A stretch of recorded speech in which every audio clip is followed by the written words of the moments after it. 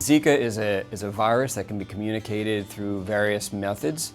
The one that most concerns people is through mosquito bites. In the U.S., there are no reported cases of mosquito bites that have resulted in Zika. So all of the reported cases, all 279 so far, have been from someone who has traveled to a country in South America, the Caribbean, or whose partner has traveled, because this can also be a sexually transmitted virus. So recommendations are really based on travel currently.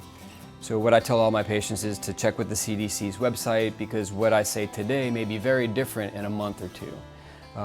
Again, the take-home point for this is that those are the main transmission, through either a mosquito bite or through an infected sexual partner. There are no reported cases in the U.S.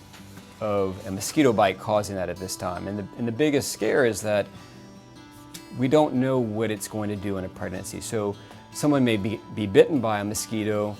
We don't know if that person's necessarily going to get infected. We don't know if there's going to be transmission to a baby. We don't know if it's going to create potential birth defects like a small brain or a small head, or create hearing or eye defects. There's just a lot of unknowns, and that's what scares a lot of people. The good thing is that unlike South America and some of the Caribbean nations, we have the ability to spray mosquitoes. We have the ability to put bug spray on ourselves. We have air conditioning, so we can keep ourselves away from these vectors for infection, which make the likelihood of transmission a lot less here compared to South America or the Caribbean. Currently, the recommendations are that you should not travel to any area that has Zika endemically. So South America, portions of the Caribbean, Mexico. If you must travel, then you need to use very good precautions. That would include, obviously, mosquito spray. You want to make sure all of your clothing has been prepared with permethrin, so another method of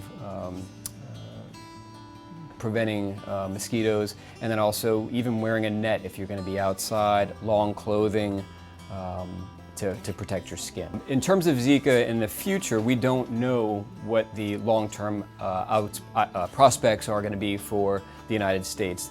The biggest thing that anybody can do is to keep themselves informed. Check with the CDC's website. That's going to be your most up-to-date and most accurate option, and talk with your provider as well.